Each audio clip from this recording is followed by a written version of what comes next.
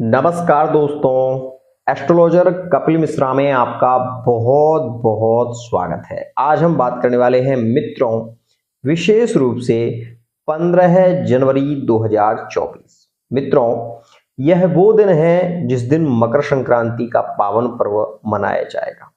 मैं आपको ये भी बता देना चाहता हूं कि यह जो मकर संक्रांति का प्रारंभ हुआ है, जिसमें मकर राशि में सूर्य का प्रवेश हुआ है, तो मित्रों इस बात का ध्यान दें कि सूर्य ने मकर राशि में प्रवेश किया है 2:40 रात्रि में, जो कि 14 की रात्रि और 15 का सुबेरा सुबह है। क्योंकि विशेष रूप से यदि इंग्लिश टाइम के अनुसार समझें तो यहाँ पर 14 तारीख विशेष रूप से 15 तारीख में ही है, लेकिन यदि सनातनीय पद्धति से हम समझते हैं तो सूर्य उदय से दिन की गणना होती है, इसलिए 14 और 15 का यहाँ पर ये योग है। यहाँ पर सबसे पावन काल जो कि विशेष रूप से होगा 4 बजे से लेकर और 9 बजे तक का जो समय है वो अद्भुत है। इस समय में देव स्नान का पर्व विशेष रूप से माना जाएगा। अगर आप तीर्थ में स्नान करेंगे तो आपको पूर्ण फल की प्राप्ति होगी। साथ ही साथ गंगा, यमुना, सरस्वती, नर्मदा, कावेरी इत्यादि नदियों में स्नान करने का जो फल होता है वो पूर्ण फल होता है। साथ ही अगर आप किसी भी जलाशय में स्नान करने जा रहे हैं तो काले तिल विशेष रूप से ले जाएं।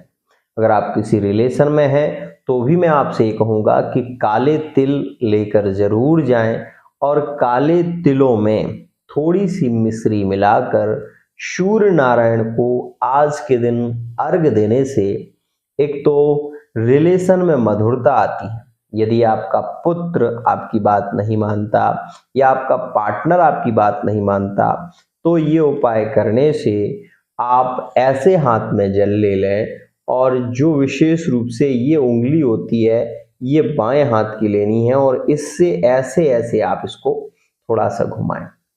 इसमें मिश्री डालनी है और काले तिल।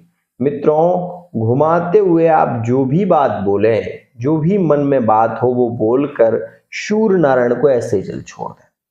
आप ये देखेंगे कि वो कार्य आपका अतिशीघ्र पूरा होगा। यह एक अद्भुत और विशेष बात है, लेकिन यह उपाय आप केवल और केवल तीर्थ स्थान पर ही करें। साथ ही मैं आपको यह भी कहना चाहूंगा कि तीर्थों में स्नान का जो फल है वो अद्भुत है।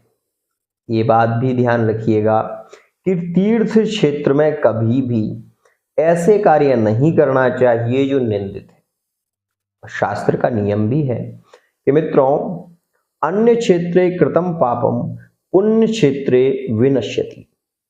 पुण्य क्षेत्र में कभी भी ऐसे कार्य नहीं करना चाहिए। कैसे कि जैसे कि आप वृंदावन गए, अयोध्या गए, काशी गए या बनारस गए, आप वहां पर यदि भगवान से आशीर्वाद लेने जा रहे हैं, भगवान का दर्शन करने के लिए जा रहे हैं, तो वहां पर हनीमून, वहां पर विशेष रूप से शारीरिक संबंध करना आपका वज्रलेखम भविष्यति। अगर आप ऐसे स्थानों पर जाकर और कामना दर्शन की लेकर जा रहे हैं और वहां पर आप शारीरिक संबंध बना रहे हैं तो आप अपने संबंध को वहीं तोड़ कर आएंगे। ये मैं 100% कह रहा हूं। जिसने भी किया है वो लोग इस विषय को समझ सकते हैं। अगर आप दर्शन की आशा लेकर जा रहे हैं तो वहां पर रिलेशन मत बनाना कभी, क्योंकि वो रिलेशन आपका 6 महीने के अंदर टूट जाएगा। ये बात मेरी नोटिस कर लेना और ये लिख लेना। अगर आप किसी भी तीर्थ स्थान पर दर्शन की कामना से जा रहे हैं और वहां पर आप शारीरिक संबंध बना रहे हैं तो आप अपने संबंध को बहुत जल्दी खोने वाले हैं। इस बात का हमेशा ध्यान रखें। ये बात मैं नहीं कह रहा, ये विशेष रूप से वज्रलेखम भविष्यति कहते हैं जिस प्रकार से इंद्र का जो वज्र होता है उसके आगे कोई अस्त्र नहीं होता, इसी प्रकार से यह जो लेख है वो मिटता नहीं है। मैं यही कहूंगा आपसे कि पत्थर पर लिखा हुआ मिटता नहीं है, ये ध्यान रखें। और विशेष तीर्थ स्थान पर जहां पर आप दर्शन की कामना से जा रहे हैं वहां पर प्रदर्शन मत करें, क्योंकि दर्शन करने जा रहे हैं तो दर्शन में मन निर्मल हो तब धन निर्मल होगा। वहां पर आप अपने संबंध को मजबूत बनाने की कामना करें, वहां पर आप प्रार्थना करें, वहां पर आप स्पर्श ना करें। विशेष स्पर्श किसका? ये संबंधों की स्पर्श की स्थिति ना बनाए। आप अपने घर आए, आप उस स्थान से दूर जाएं, वहां पर ये करें। वहां पर करें जहां पर आप तीर्थ क्षेत्र में ना हो, इस बात का ध्यान दें। वहां के विहारी दर्शन के लिए गए हैं तो केवल दर्शन करिए, मांगिए, पार्टनर का प्यार मांगिए, भगवान से जो मांगना चाहते हैं वो मांगे। लेकिन ये कृत्य अगर आप कामना लेकर गए हैं और ऐसे क्षेत्र में आप कार्य करते हैं तो आप बहुत बड़ी गलती कर रहे हैं। या तो फिर आप वही कामना लेकर जाएं, वही उद्देश्य हो आपका कि नहीं हम यही करने जा रहे हैं, तो आपको वो पाप नहीं लगेगा। लेकिन अगर आप दर्शन की कामना से गए हैं और वहां पर आप प्रदर्शन कर रहे हैं तो आप एक सबसे बड़े पाप के भागी। आज के लिए इतना ही।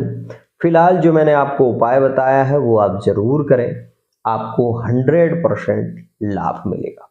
एक और खास बात, इस दिन दान का बड़ा महत्व है, तो खिचड़ी का दान अद्भुत दान होता है। आज के दिन खिचड़ी का दान जरूर करें, हो सके तो भूखे को भोजन खिलाएं।